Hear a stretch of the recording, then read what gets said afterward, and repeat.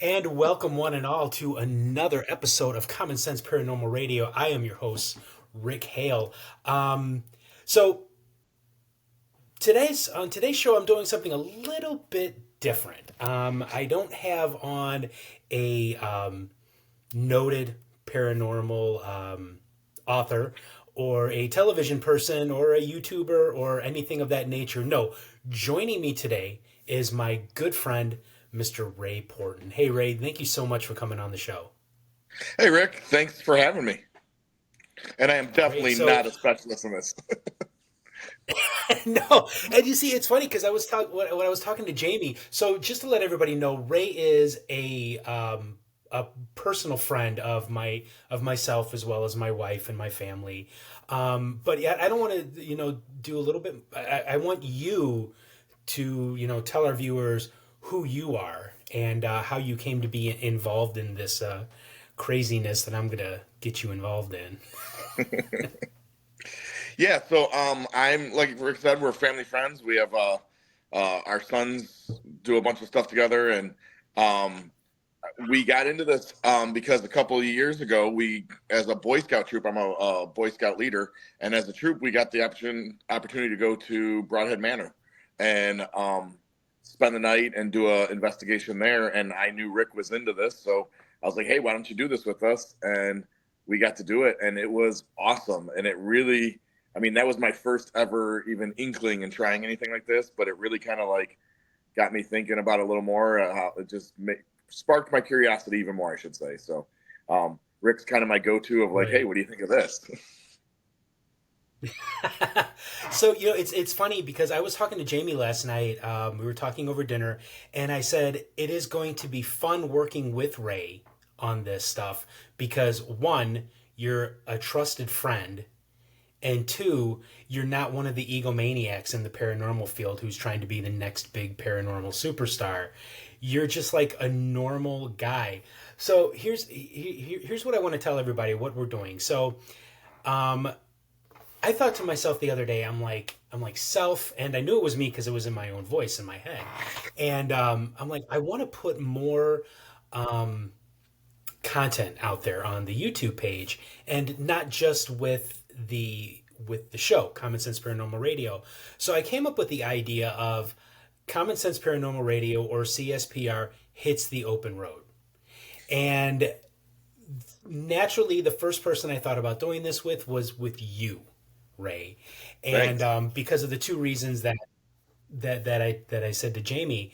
And so before we get to Broadhead Manor, I want to talk a little bit more about our first set of videos and pictures that we took yesterday. And yesterday we went to what is arguably the most haunted cemetery, not only in Chicagoland, but quite possibly the world, Bachelor's Grove Cemetery on Chicago's South Side in the community of Midlothian, Illinois. Ray, this tell me what is it that sparked your interest about this, and how did this even come about? Because you sent me a video. Yeah, so just scrolling through social media, and this video popped up, or the picture of the girl in white, the lady in white, popped up, and I looked at it, Right. and on the heading it said that it was in the Chicagoland area. So I was like, oh, that's close. Let's look. And I looked at it, and I'm like, that's right by us. You know, it's an hour from us, or whatever. So I sent it to you, like, hey, have you heard of this?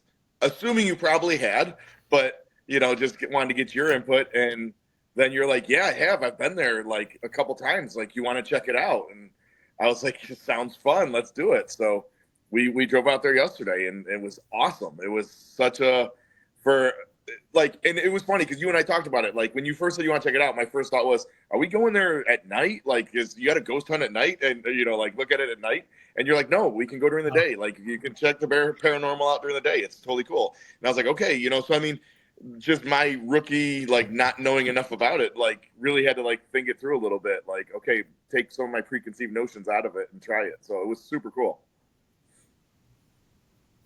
right. Yeah, and that's the thing about Bachelor's Grove is I trust me when I say this. I would love nothing more than to go there at night because it is there is no doubt activity during the day.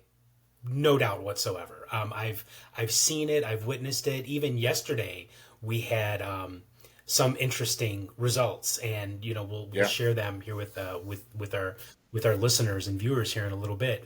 But when it comes to Bachelor's Grove Cemetery, it is a much different world at night, and of course, anything is. And you take something that is notoriously haunted, of course, you're going to want to be there at night. Unfortunately, they don't allow people to do that kind of thing at night there because there has been so much vandalism there over the years, and but it's completely wide open for everybody to go there during the day, and that's what we did yesterday. Yeah, it was definitely worth it. Yeah. Um, so it's like a couple of things that were caught there yesterday. I sent you those EVPs.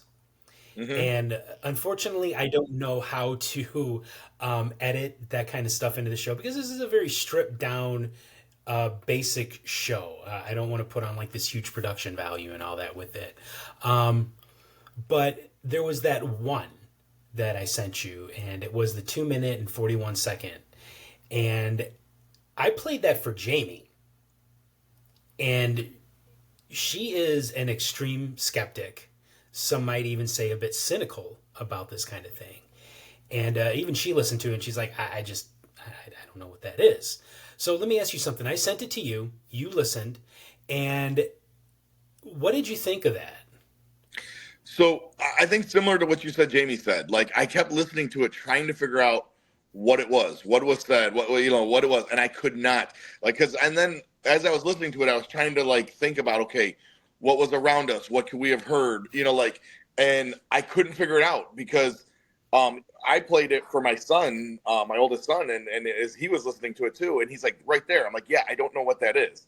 Like that doesn't correlate with anything that was there at the time that would have made a noise or a sound like that we could have like contributed to. Because you could hear the highway in the background, you could hear different things, but there was definitely sounding almost like a voice that I couldn't contribute to something. So it was interesting, and the fact that it happened Right. as like a response to conversation we were having was also like kind of added to it. Right. Yeah. And when I took that EVP, that was taken at the place where I took that EVP about, I don't know, 13, 14, maybe 15 years ago with some friends. And I've talked about it before here on the show, and I'll talk about it again. I got a very gruff, deep man's voice on the EVP saying, let the motherfucker feel the pain. And so just to let everybody know, we do swear on this show. This is not a kids show by any means. Um, so that was taken, I took that about 15 years ago when I visited there with some friends. And a little background on that. So it's been commonly believed over the years that um, Al Capone and other gangsters would bring stool pigeons out there to the what is now the Rubio Woods Forest Reserve and out to Bachelor's Grove and torture and kill them. And then they would dump their bodies off in the woods somewhere or in that retaining pond that runs alongside the Midlothian Turnpike. And so I really honestly believe that that's what that was. That was like a bubble or an echo captured in time of what had happened there, possibly right at that location. So here I am 15 years later taking another EVP, and rather than hearing a voice, I hear what sounds like this.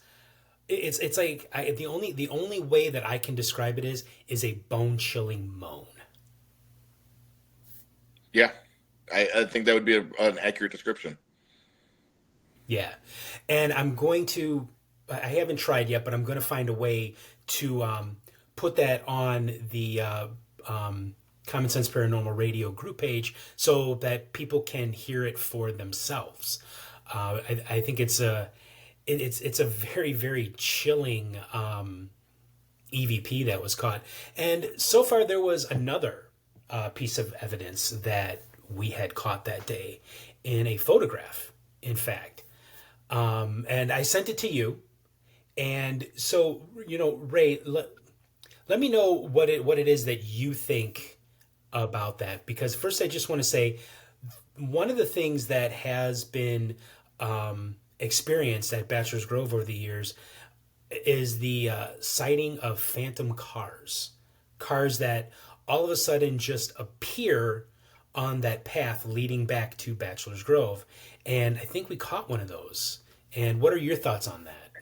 Yeah. So when you sent that to me, because you sent me, the picture and said, "Hey, was there a car?" And at no point did we ever see a car on that path in right before the gate. And I was like shocked because there definitely in your picture was a car there. And so, right away I went and started scrolling through my pictures of the gate, and I have a picture of the front gate with no car there that we had to have taken about the same time or right close to each other because we were walking together, and walking around taking pictures. And so I cannot explain that for the life of me outside of the idea of a phantom car. Like we were there, there were no Right. cars that ever pulled up on that path. Yet in that picture, it's clear as day it's on the path. Because I do have another picture of where you can see the car you can see a car on the road behind the path, and it looks way different than what yours is. Yours is definitely on the path, which never occurred while we were there yesterday. So that was,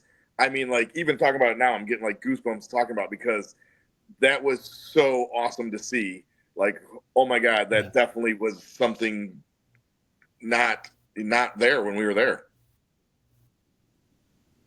Right. And the thing is we had just walked into the place. So we would have had to have walked around that car. But here's another interesting thing that I thought when I was looking at that picture. And in order for that car to be sitting where it was, it would have had to have crossed 4 lanes Hmm. of very busy oncoming traffic. Because if anybody's ever been to Midlothian Turnpike, they know it's one of the busiest roads in that town. It would have had to have crossed 4 lanes of traffic just to get there. And the way that it's that path is situated, they would have had to have been going down, or rather driving into oncoming traffic in order to get to that path. So that was another thing that completely blew my mind when I saw that. And I even showed it to Jamie, and she says, it kind of looks like an older model Volvo. Hmm. Yeah, no, I was thinking the same And thing. it Well, absolutely, go ahead. oh, sorry, you broke up there, Ray. I was going to say, I was thinking the same thing because there's also at that part of the road, there's a median too. Like there's an actual curbed median on Right. between the lanes that it would have had to hop to get to there. Or like you said, it would have literally had to drive down oncoming traffic for a good, what, 100 meters to get to that, which there's no Yeah. way anybody's doing that safely and hop a curb, I mean, um, but it did, to go back to Jamie, it did look like an old model Volvo, like an older, definitely an older Volvo of some sort of older car. Right. And the interesting part about this is it's just the car in and of itself, um, the kind of car that it is, because over the years, a lot of the phantom cars that have been seen at Bachelor's Grove have been old sedans from like the 1930s and 40s and 50s. This is, as far as I know, this is the first time that a newer model car has been seen, and I would say that would maybe be from the 1980s, maybe the 1990s. That model of Volvo, and not many people are seeing these newer model Phantom cars. So here's what I think: there are a lot of accidents that have occurred out on the Midlothian Turnpike over the years, and it kind of makes you wonder. It's like, was this a vehicle that was involved in an auto accident, totally wrecked? The person died, and now here they are.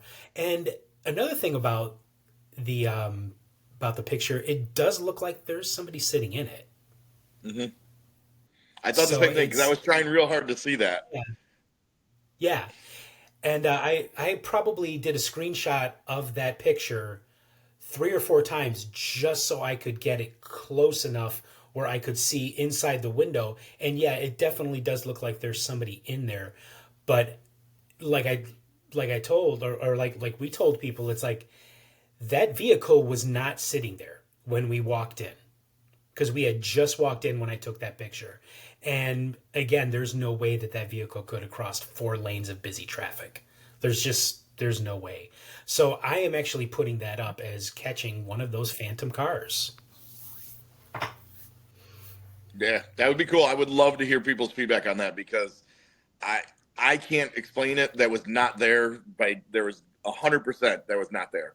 Um, but we were Yeah. talking about just the photos in general. Like, well, that was the only thing we caught on photo. Like, I'm telling you, I still feel like something was weird, and it might have been the light angles and stuff. But like, I kept getting those sundogs and things taking photos, which I never get taking photos um, down that path. So it was just curious to me. Well, it was also inside inside the cemetery as well, Hmm. and you caught several of those actually. Yeah. I got a bunch of them, and they're like very defined ones that like I never get. And I take a lot of photos, with my kids playing sports and doing things like Boy Scouts. Like we are always taking photos, and I never get sun dogs like that. And yesterday I almost couldn't help but get them. Yeah. Oh, I was getting them as well, but not as much as you were. I took a lot of photographs as well, but you kept getting that sundog effect. And one of the things that people have reported over the years at Bachelor's Grove are weird atmospheric and light effects inside the cemetery as well as on the path. And looking at your pictures and then looking at my pictures and seeing them not really there, but definitely seeing them in yours, and it's like I don't know what to think of that. I don't know. I've never. If you say that you've never got that, then I have no choice but to believe you in that matter. Hmm. Yeah, and I don't know enough about photography to like explain it. So a photographer could easily come on and go, well, based on the angle of the sun coming through the trees, you're likely to get those. But I mean, like I said, I've taken pictures out at summer camp, in the woods, hiking, at cross country meets, and all sorts of places, and not to the level I've ever gotten those sundogs like that. Um, so it was just interesting. It was very interesting to me. I thought it was just curious, I should say, just very curious as to how that kept happening when I never have that issue, otherwise. Right. So before we move on, I want to talk more about Broadhead Manor, but I want to know with you, Ray. I mean, you're a very highly educated person. You're actually the principal of a school, correct? Hmm. Yes, yeah, principal of an elementary school. Right. So whenever I come across somebody who is a highly educated person, they're kind of very skeptical concerning the paranormal. But you really don't have any background in any of this. But what are your thoughts on this kind of phenomenon? Are you skeptical? Are you a believer? Where does Ray Porten fall in the spectrum when it comes to this kind of thing? I would say I fall in curious. Um, I'm not someone. I think there's so many things out there in the world and in the universe and stuff that we can't explain everything, and so there are things that are just unexplainable that I'm curious about. And just so there, I don't think there's anything. I'm not someone who's um 100% a true believer of everything, but I'm not skeptical. I'm curious. I just want to explore and see and try to learn and investigate and see. I think it's I don't know. I think it would be very, well, I don't know what the word, conceited of us to think that we know and we can explain everything. Like, and that we can say that certain things like this can't exist because there's just too much out there, like too many experiences that I've been lucky to have in the last couple of years doing this with you a little bit and other people to say that I have a strong opinion either way. Like um, between Broadhead Manor and this, there's just things that I can't explain, and if I can't explain it, then I'm curious about it. Right. So let's change gears away from Bachelor's Grove, and we're going to talk more about Broadhead Manor. Now, Ray, before we went, I was this was a sleepover, Hmm. and I was given a warning from Jamie, my wife, and she wasn't kidding. Like, you snore like a bear, dude. I knew that's where this was going. Yeah, I Exactly. can, Yeah, I mean,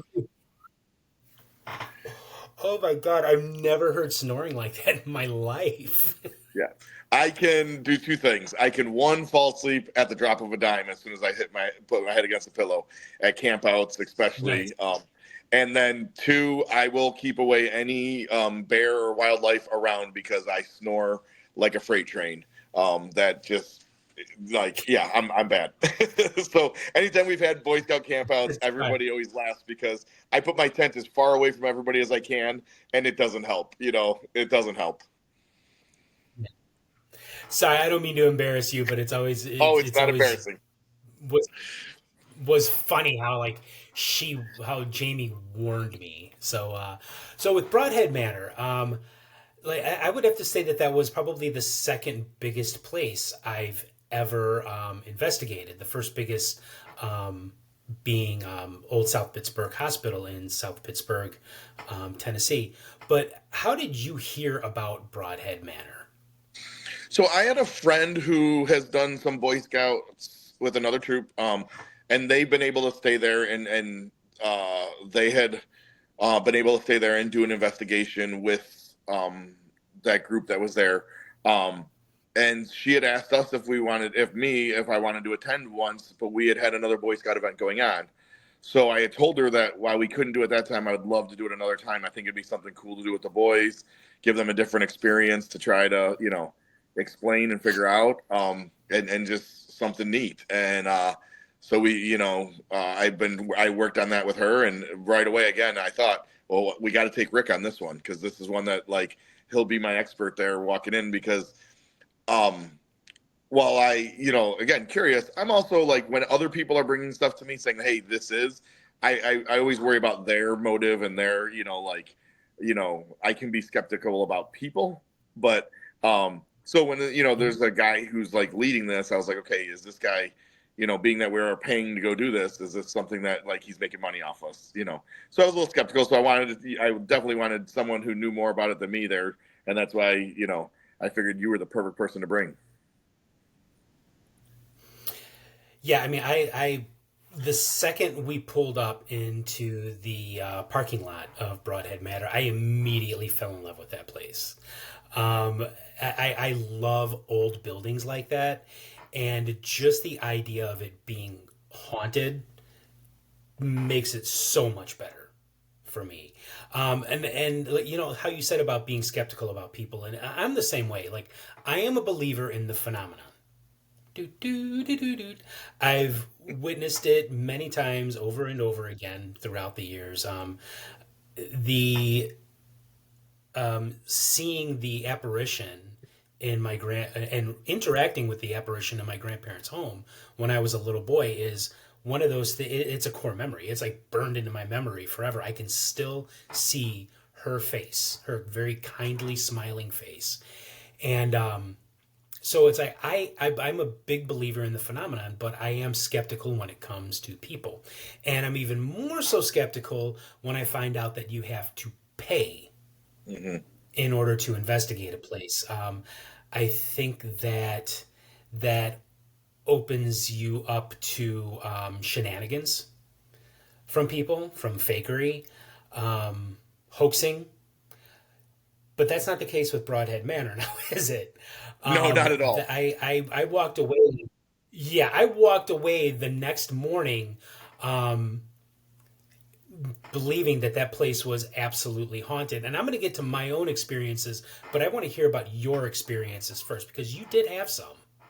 Yeah, so it was neat because before we did the actual quote unquote investigation, when he said when the guy leading it said that the spirits were usually most um active. He let us just do a tour of the building so he could tell us about the building, the history, everything. And we brought your, what was the reader at the the EMP reader? EMF, Yeah.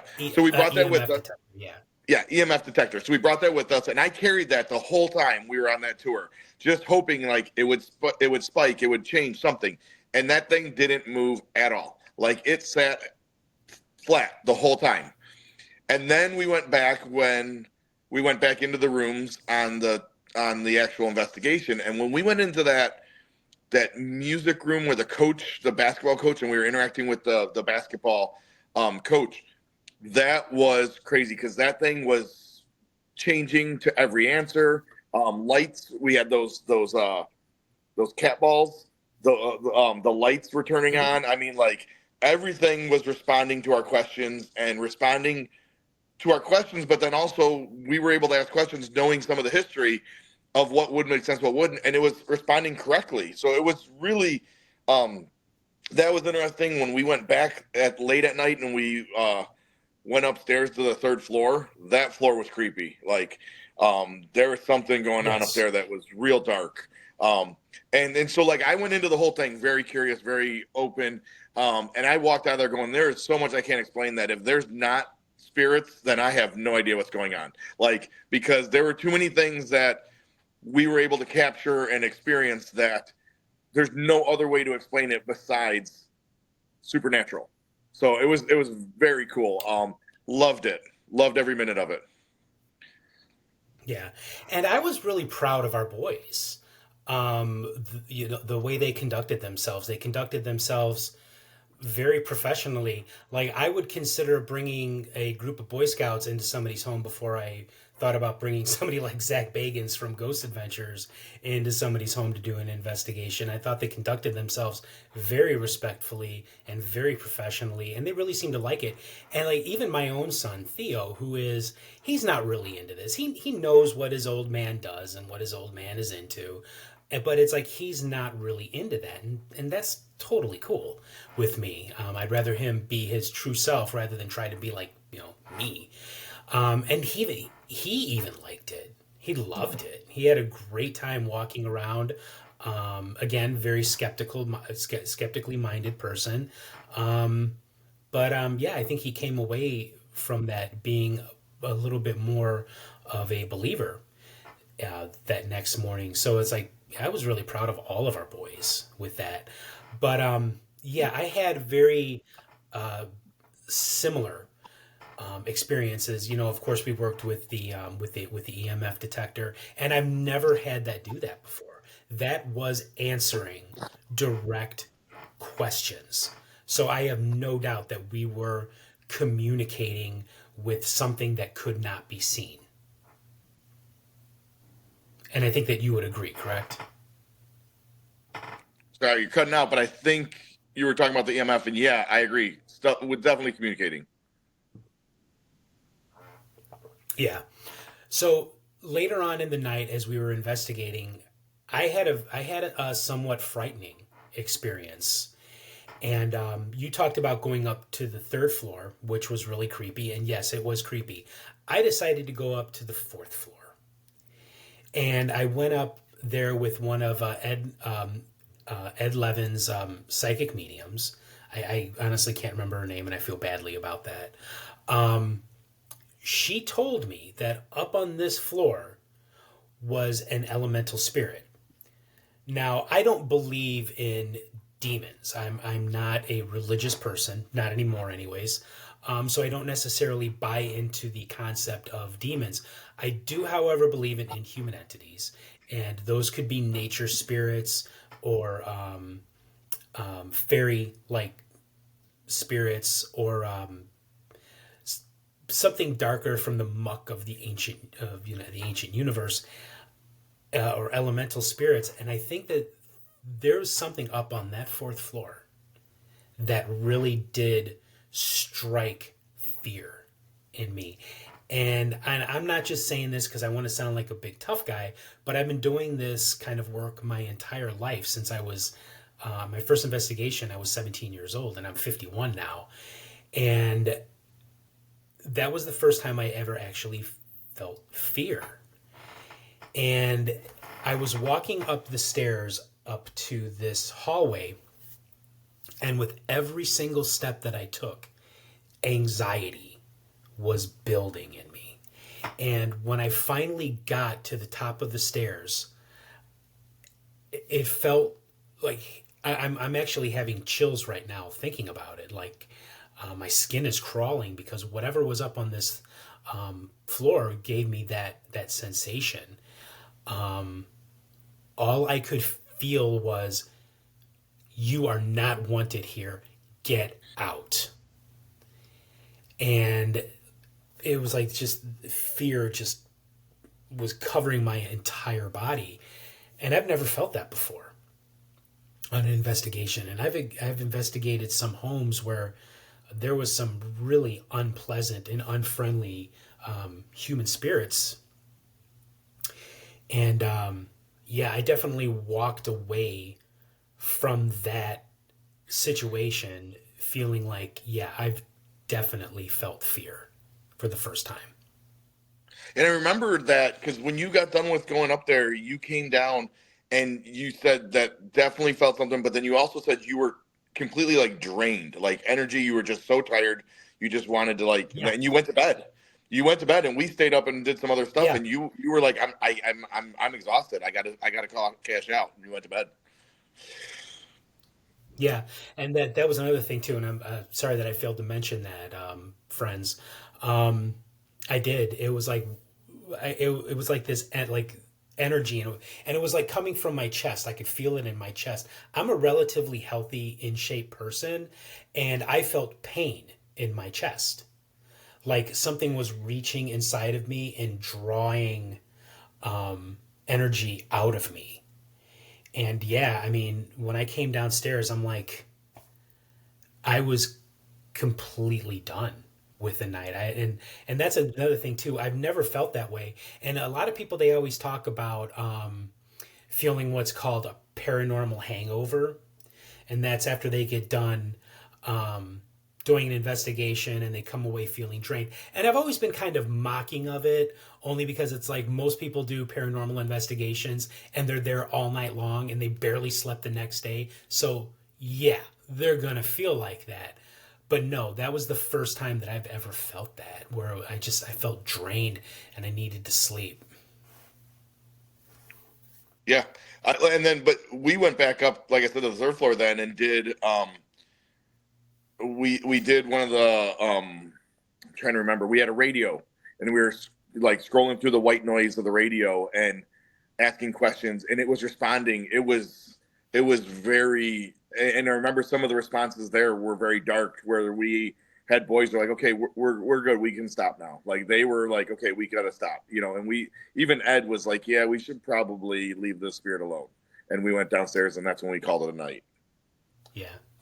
Hey, well, one of the things that I failed to mention when we started talking about Broadhead Manor, the thing that I really loved about it, this is an active haunted house, and Yes. I'm not just talking, real ghosts and stuff like that, but they actually put on like a haunted entertainment there.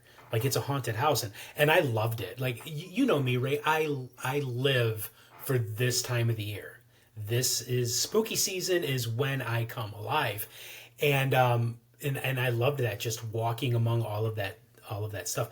I would love to go there when the haunt attraction actually is being given.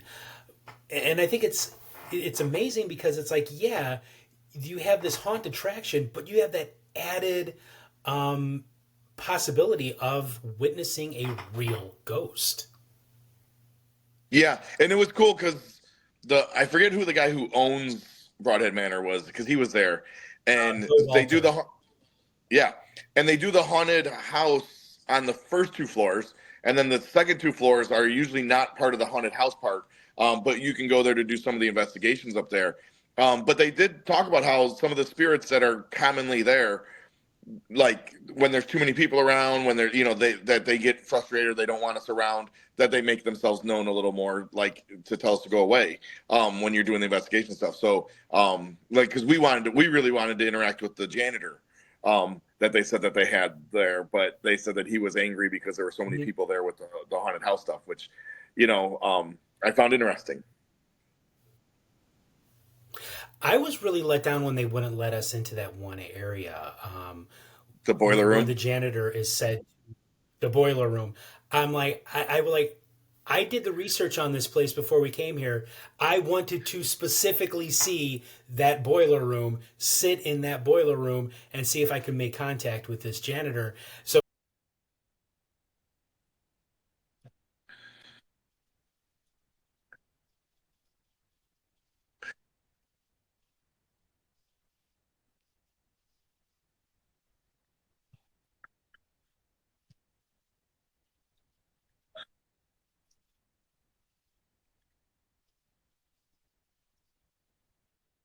Yeah, that'd be cool.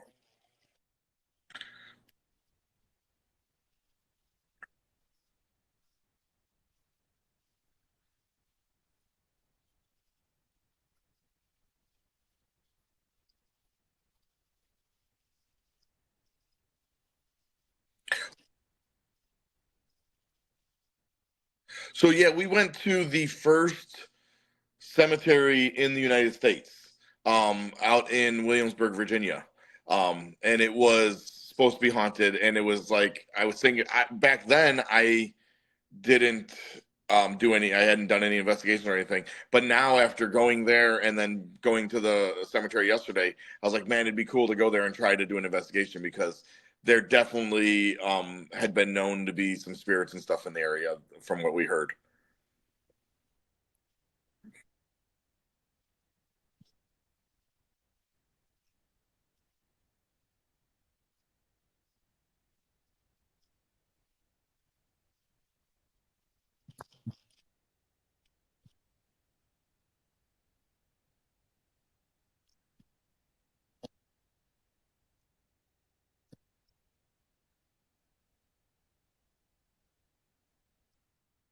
Yeah.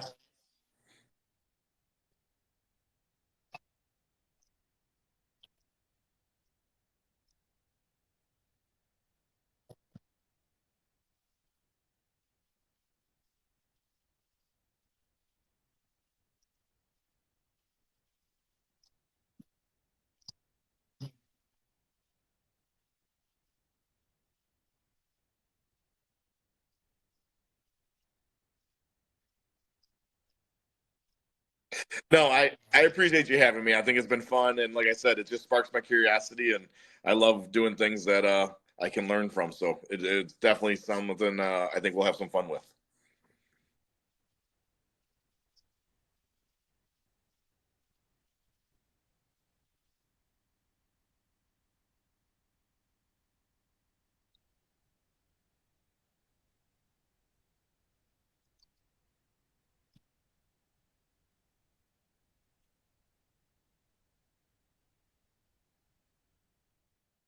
Bye.